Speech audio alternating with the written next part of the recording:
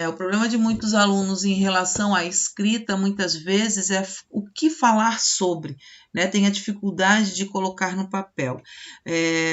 Eu, como sempre falo para vocês, na experiência minha também, né? A única forma da gente melhorar isso é treinar tudo de escrita. Eu assisti a um filme, colocar a tua opinião em relação àquilo que você assistiu. Fiz um jogo, eu joguei, né, um joguinho que eu não gostei, você colocar referente àquilo um texto sobre aquilo que você não gostou no jogo, ou enfim, como se procedeu o jogo. Hoje eu passei um dia legal na minha vida, tá? Eu escrever sobre o que o que acontece diariamente na nossa vida. Tudo que a gente escreve é uma forma de aprimorar a nossa escrita e automaticamente a gente conseguir colocar no papel. A mesma coisa quando nós estamos numa equação matemática, né? Vamos supor que a gente olha por onde que eu começo. Mas eu nunca treinei isso daqui, eu nunca fiz atividade sobre isso daqui. Então eu vou fazer as atividades, eu errei um sinal, tudo aquilo vai por água abaixo na minha resolução final. Então eu sei que eu errei lá naquele sinal, no próximo treino eu vou prestar mais atenção aonde? No sinal. Um outro ponto que a gente tem que prestar muita atenção é a questão da leitura, né? Professora, ler muito? Não é ler muito e não ler qualquer coisa, né? A gente às vezes, eu não gosto de ler jornal, eu não gosto de assistir noticiário, eu não gosto disso, não gosto daquilo. Infelizmente, né, ou felizmente, né, não sei qual é o ponto de vista de vocês em relação a isso, né, mas a gente tem que ter informações, né, sobre aquilo que a gente está falando. Então, se eu estou falando, por exemplo, sobre o impacto, né, do trabalho na sociedade atual, por exemplo. Eu tenho que saber o que está acontecendo atualmente, né? O que a pandemia, por exemplo, fez com que o meu trabalho mudasse. A visão de muitas empresas. Ontem me chamou a atenção da questão de empresas que estão vão continuar adotando o home office, né? Que foi produtivo, foi legal, econômico, certo? Então, essa questão de trabalhar em casa fez abrir a cabeça de muitas empresas para depois da pandemia continuar. Eu li isso, eu assisti a essa notícia e eu fui atrás disso. E realmente, então, eu tive várias informações sobre isso. Uns deram certo, outros não deram, o porquê, isso e aquilo, quais são os benefícios e os não benefícios, né? Porque também a gente tem que pensar que nós, quando trabalhamos fora, nós também trabalhamos numa sociedade trabalhista, né? Então, a gente tem a nossa equipe, o contato com a equipe, aquele convívio diário que a gente sempre fala que nosso trabalho é a nossa segunda família, porque muitas vezes a gente está mais, né, dentro de casa, mais dentro do trabalho do que em casa. Então, isso tudo eu vi, né, os prós e o contra, né, dessa relação de trabalhar em casa. Poxa, me interessou. Então, hoje a gente tem que estar à frente de todos os assuntos, principalmente vocês que são vestibulandos, que vão fazer o Enem, que a gente não sabe o que vai vir como tema, né? A atualidade, tudo que o Simas, eu estou falando lá do professor de atualidades da outra escola, tudo que o Silney, né? Ele falar sobre a atualidade, vocês têm que estar atentos e não se condicionar a aula dele só, tá? Vocês têm que expandir o conhecimento de vocês sobre determinados assuntos. Gente, uma dissertação com determinado tema, que você vai defender a sua tese, um tema é para todos. mas a tese é individual, porque o que eu sei daquele tema eu vou colocar na minha redação, tá, Lucas? Olha só, você sabe desse tema, você vai falar sobre isso. O Igor sabe desse tema, mas a tese dele vai para outra direção. Gente, como eu vi coisas diferentes, tá, relacionadas àquele tema da polícia, que eu achei muito interessante. Teve gente que puxou para um outro lado, não que fugiu ao tema, mas ela conseguiu relacionar por um outro lado, não pela questão somente racial, né? Colocou outros pontos em vista, fez a contextualização, né? Compararam até com a questão da perseguição dos negros quando eles eram fujões, né? Lá na época da escravidão, até o tempo atual, compararam os policiais com o Capitão do Mato, por exemplo, que existia na época, né? E olha só a relação que fizeram a contextualização histórica. Então, tudo a gente tem que trabalhar, a gente tem que ter a informação tanto do passado, quanto para trazer para a atualidade, quanto da atualidade. Certo? Então, saber sobre, vamos lá, eu tenho sobre esse tema do impacto da sociedade na atualidade. Vamos puxar o que a contextualização me trouxe lá desse impacto, né, trabalhista. A gente pode trazer Revolução Industrial. Por que teve Revolução Industrial, que é referente ao trabalho, né? E trazer para cá, trazer para a atualidade, fazer toda essa linha de raciocínio. Então, a gente colocar todas as informações, às vezes eu percebo em alunos, na escrita, né? Eu até mandei por e-mail, não sei se chegou para vocês a resposta de algumas coisas, né? Mas eu mandei para vocês da seguinte forma: tem alunos que têm tanta informação para colocar na dissertação que embaralha, não consegue se organizar textualmente. Então, fica tudo muito confuso. E a gente conseguir essa organização, a gente coloca todas as informações e depois a gente vai colocando essas informações no parágrafo. Eu acho isso relevante, eu acho isso legal, isso aqui eu posso colocar na introdução, isso aqui os meus desenvolvimentos, juntamente com a autoridade, juntamente com dados específicos, certo? Que eu posso puxar lá para minha intervenção, lá para minha conclusão, colocando a solução adequadamente, assim assado. Então, quando a gente coloca todas as informações sobre aquele assunto e consegue fazer um planejamento textual, o texto fica organizado e isso automaticamente fica muito mais fácil de você escrever. Então, vocês, de agora por diante, tentem, antes de escrever, tem gente que já quer colocar direto no papel, tem gente que escreve direto aqui no computador. Não, rabisquem, olhem o que vocês estão falando, né? Vão lá e pesquisem sobre, não fiquem apenas num site, num jornal, num ponto de vista. A gente tem que olhar num todo. A gente tem que olhar para um todo. Eu tenho várias, né? Quando a gente trabalha a reportagem, notícia, os textos jornalísticos, a gente tem vários pontos de vista. Concordam comigo?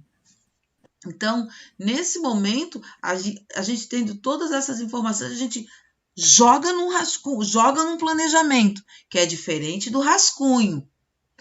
Façam esse esquema. Diferente do rascunho. Depois vocês vão rascunhar a redação de vocês, para depois vocês passarem a limpo. Mas aí eu vejo que tem gente que é afobado e quer escrever uma vez só. E não é assim.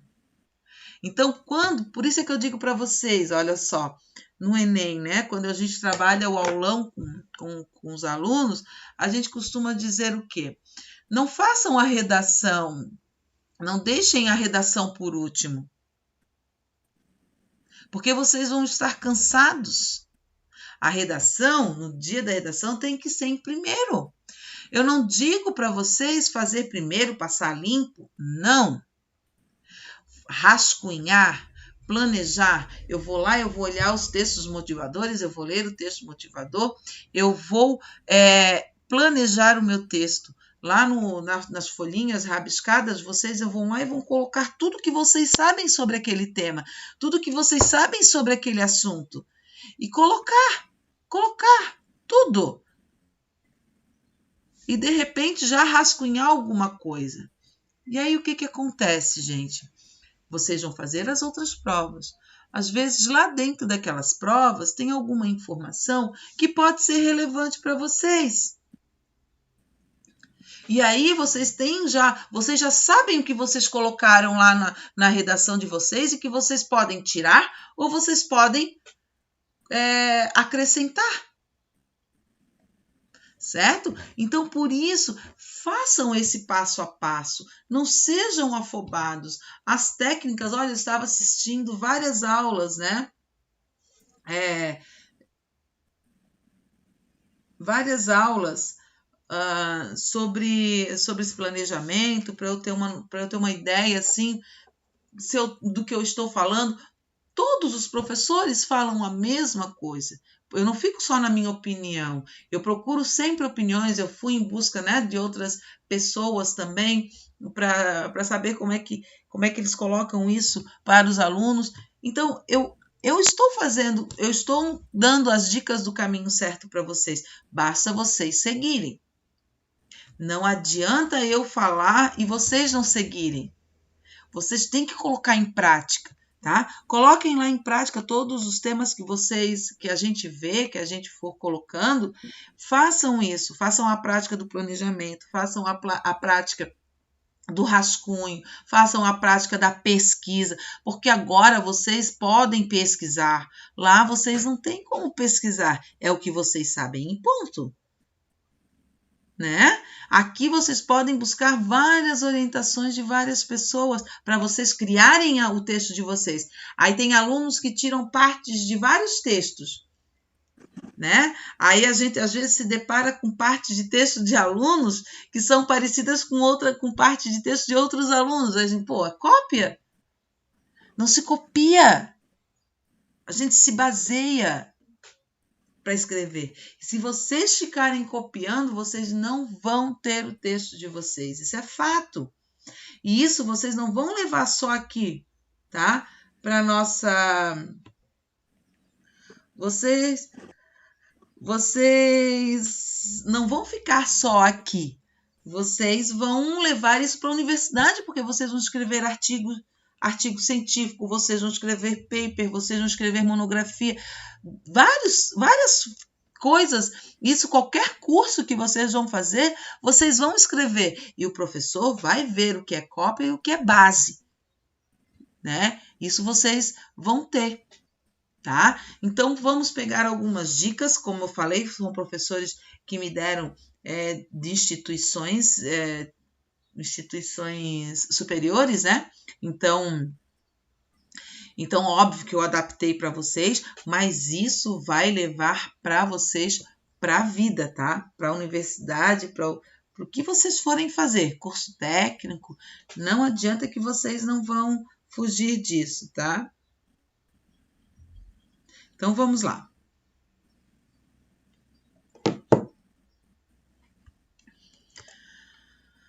Estratégias para uma boa escrita.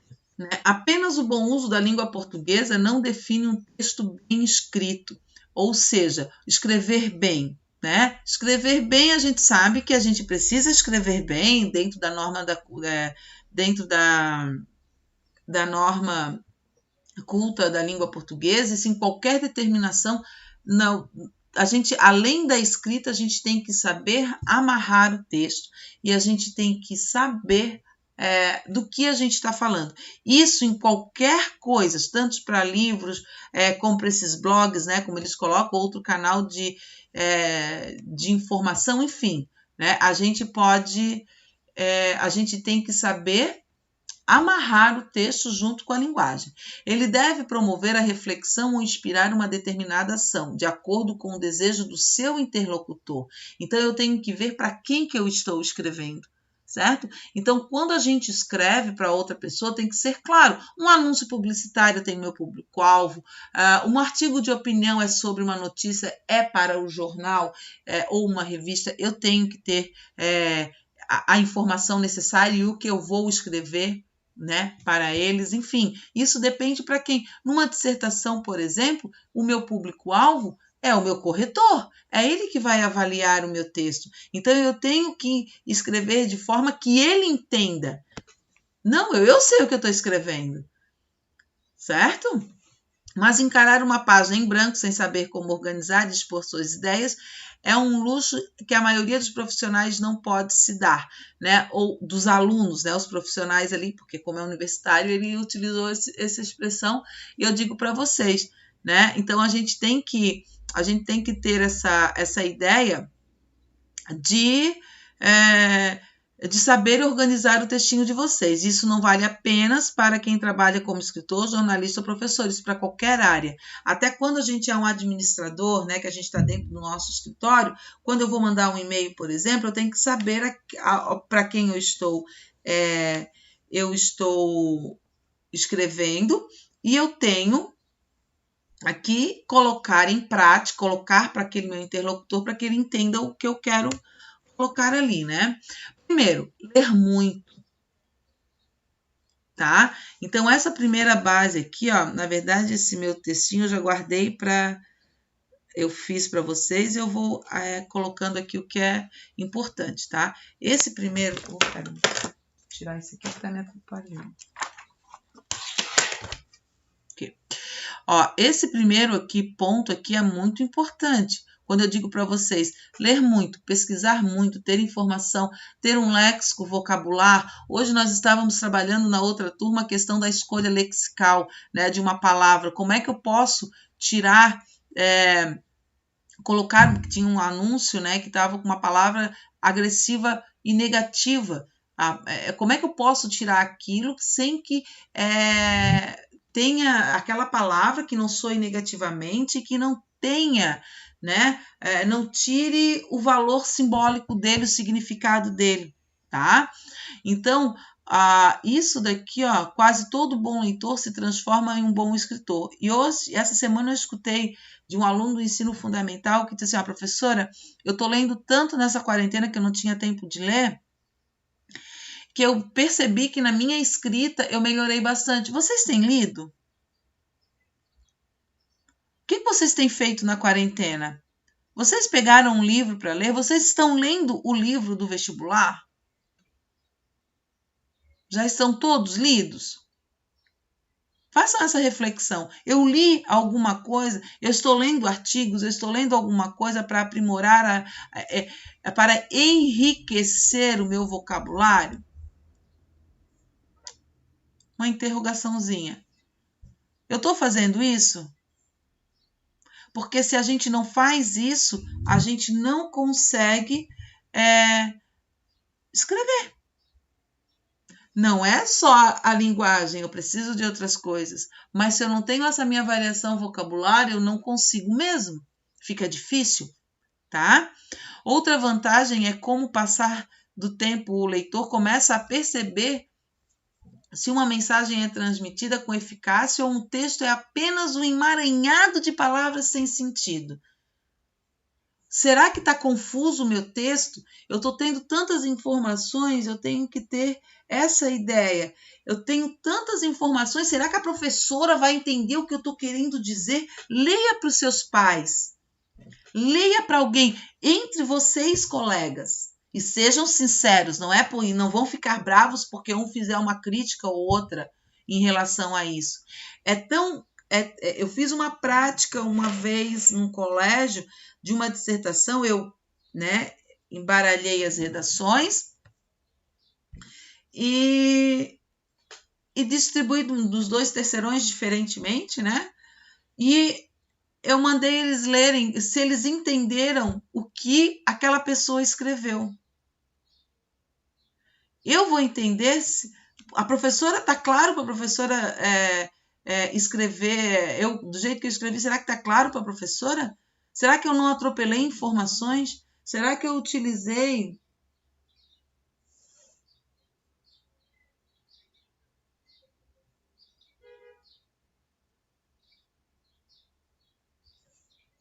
Será que eu será que eu coloquei, né, alguma coisa que a professora poderia, né? Enfim, ó, como leitor, o ideal é que você não apenas percorra os parágrafos, mas interaja com a mente do escritor, com a mente de quem, né, para quem você está lendo. É isso que eu estou querendo dizer, fazer essa ponte. Será que a professora vai entender? Vamos, né, eu estou usando. Identificar recursos linguísticos que se utiliza e pensar no que você faria diferente na posição dele te ajudará a moldar a sua mente. Né? Poxa, será. Vamos supor que o Gonçalves dá a redação dele para o Igor ler. Ó, Gonçalves, eu não entendi essa parte aqui, não ficou claro para mim. Eu acho que faltou isso, faltou aquilo. E vice-versa, e o Igor falar do Gonçalves. Né? Ó, Igor, eu acho que faltou algum. O que está acontecendo, alguma coisa que eu não entendi essa parte aqui, como é que a gente pode, certo? A gente tem que começar a treinar, tá? Isso aqui não é para vocês, tá? Isso aqui é para mim. Pratique a escrita criativa, né? Às vezes, trabalhar a questão da criatividade é importante dentro de uma narrativa, né? Às vezes, vou escolher uma crônica, vou escolher uma... Estou lá na UFSC que vejo o tema e a crônica, para mim, é a melhor opção. Então, use a criatividade. Professora, mas a dissertação não precisa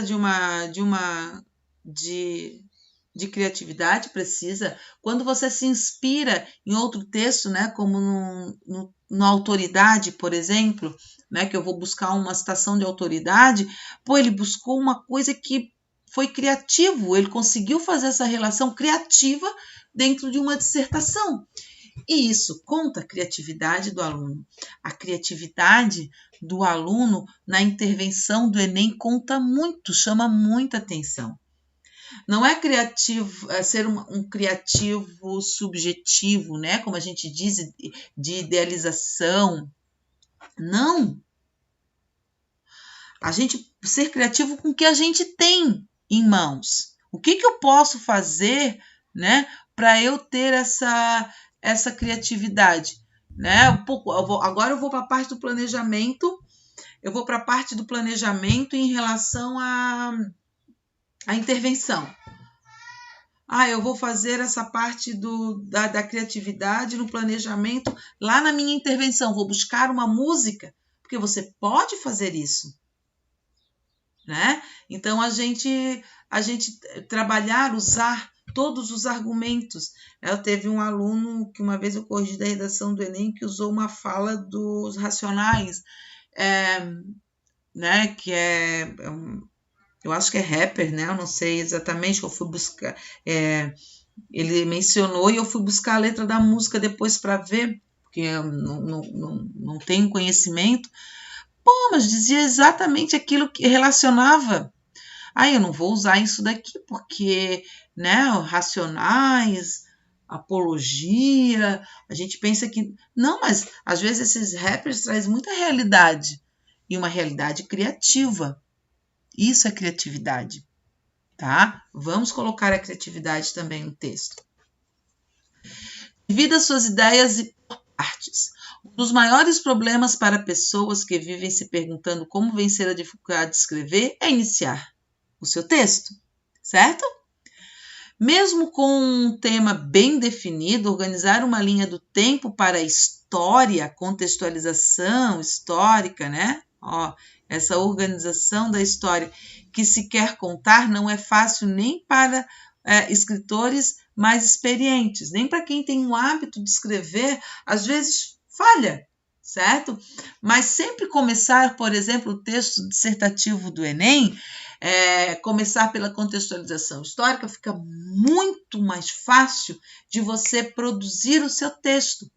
E hoje é um critério avaliativo. E tem gente ainda que não está fazendo isso dentro do seu texto. Para vencer esse bloqueio criativo, o ideal é idealizar o texto escrito como sua mente cria uma história, por partes. Início, meio e fim, tá?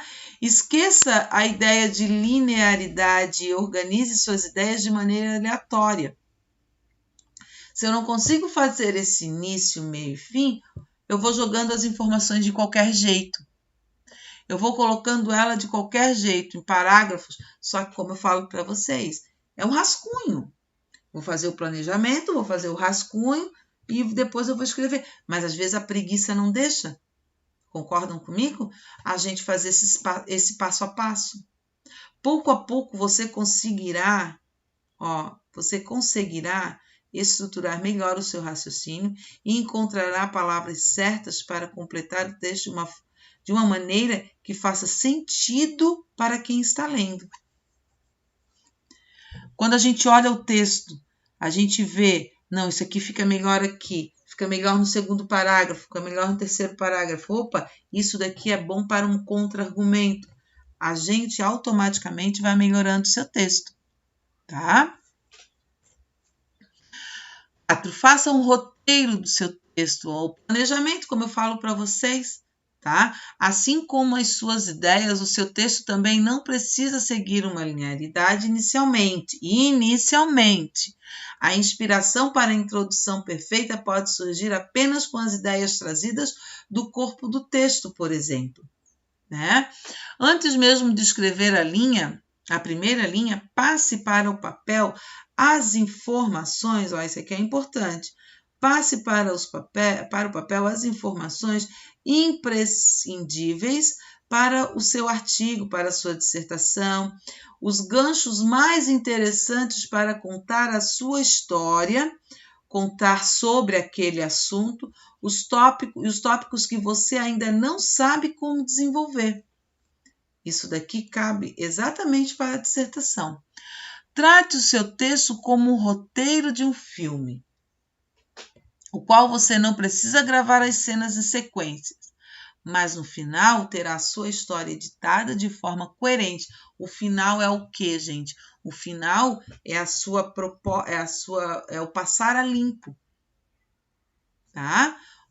Mas no final terá a sua história editada de forma coerente e linear, sem deixar de cumprir o seu objetivo, que é passar uma determinada mensagem para quem está do outro lado, no caso, o corretor, o leitor, tá? A mensagem é a tese, tá? É o que você está escrevendo, é o que você quer passar, a sua ideia do que você quer passar para quem está lendo. Meu Deus, isso aqui, pesquise sobre o assunto antes de escrever. Treine. Pesquise. Eu dei o assunto, vamos pesquisar. Sobre tudo, o que é o mais supérfluo até o mais interessante, para que você seja crítico e crie aquilo que você está escrevendo. Olha aqui, não vale copiar, tá? Você tem que ter a base, certo? E eu não vou colocar uma referência apenas, eu vou colocar várias referências. Não vou me basear apenas num artigo, vou me basear em vários pontos de vista em relação àquilo que eu estou redigindo. Essa prática, além de... não vale copiar, né? Mas tirar inspiração e argumentos podem melhorar o seu. Eu posso olhar os argumentos de outras pessoas, eu posso ler vários pontos de argumentos de autoridade, de pesquisa, de estatística, de contra-argumento, né, causa e consequência, para eu me inspirar nisso. Quando eu digo para vocês assim, são técnicas que a gente repara, que a gente consegue perceber, que a gente coloca no nosso texto. Não é só ler. Às vezes tem gente que diz assim, eu leio vários livros. Não é ler por ler. A gente tem que ler e ser crítico e observar aquilo que está lendo. Não posso ler por ler. Essa prática de copiar, além de ser desonesta, né, que a gente sabe, e também pode ser, pode não, é descontada lá no Enem, por exemplo, né, fará perder a originalidade da sua escrita. Uma vez, num ponto, eu estava assim, tão atucanada em fazer uma mini monografia, né, de uma disciplina do mestrado que eu fiz, e eu fui lá porque tinha que entregar no prazo, aí depois quando entregava no prazo, o professor pedia para reescrever alguma coisinha que ele não achou legal, né? Aí eu tinha mais um prazo para reescrever, e enquanto isso eu ia ganhando tempo. E eu coincidiu com algumas coisas da escola no final do ano, assim, aquela loucura de final de ano de escola, e mais a questão da disciplina do mestrado. E aí o que aconteceu? Que eu copiei um trecho de uma pesquisa que eu fiz, pois o professor disse assim, esse texto não é seu.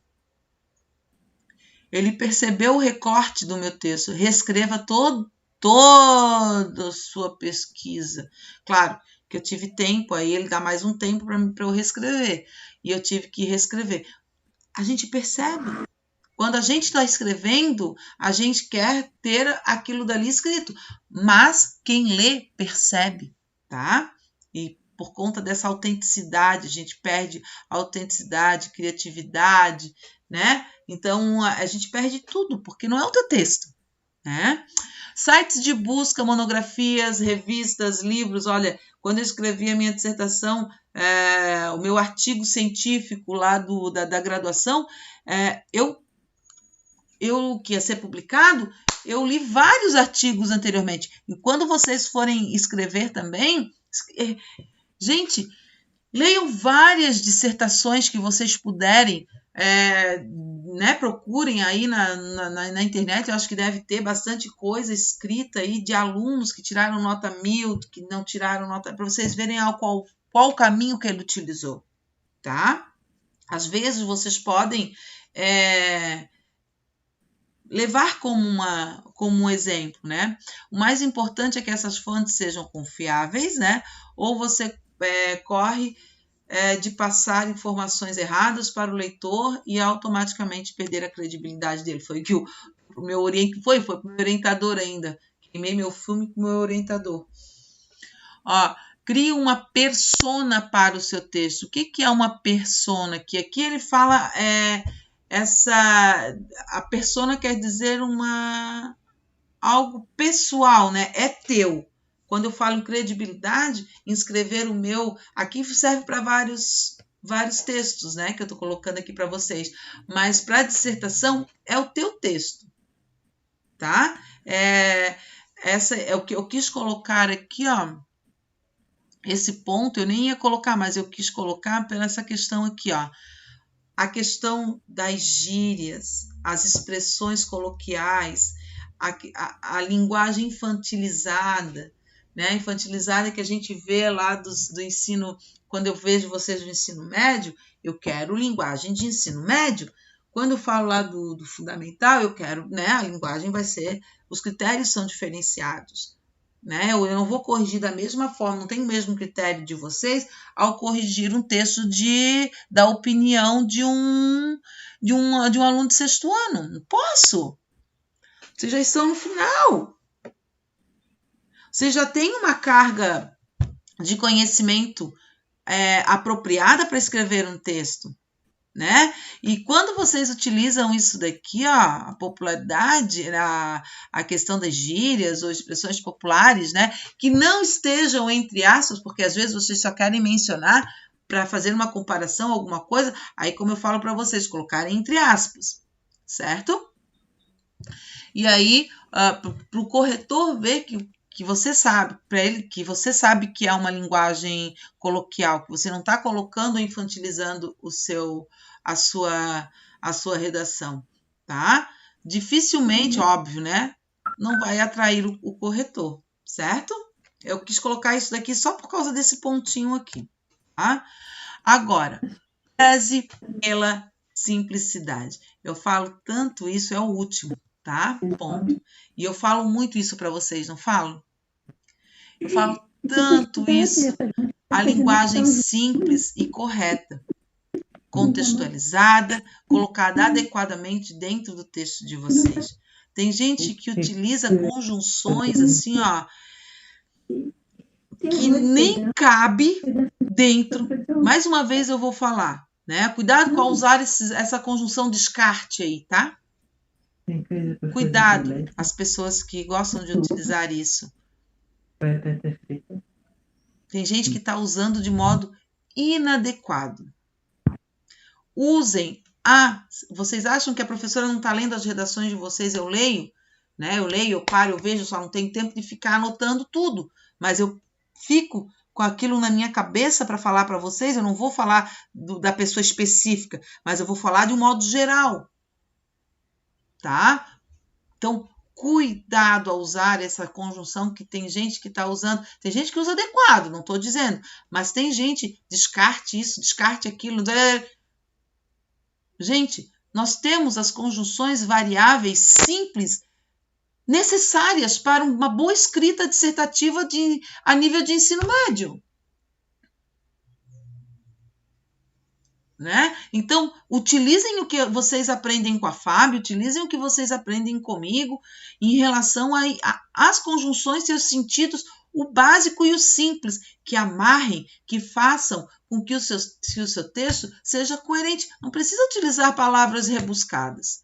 Escreva parágrafos curtos e frases curtas. Lembram lá que eu falo para vocês os períodos? Coloquem no mínimo 2 períodos e máximo de 3 períodos em cada parágrafo. É curto, são parágrafos curtos. Não se estendem, porque o que acontece? Numa introdução, principalmente, vocês colocando lá, vocês podem colocar mais de uma ou duas ideias, mais de 2 ideias, e que depois vocês não vão desenvolver lá no texto de vocês e fica um texto quebrado. Então, mencionem uma ideia central ali, um tópico frasal ali, que vocês vão desenvolver lá no texto de vocês. Tá? Utilize a pontuação como pausa nas ideias. Quebre a linearidade com listas ou intertítulos, que não é o caso de vocês, né? Seja direto e não deixe aqui na questão de um texto dissertativo, o clímax para depois, para o final, né? Ou, enfim, pode ser que seu leitor sequer chegue lá.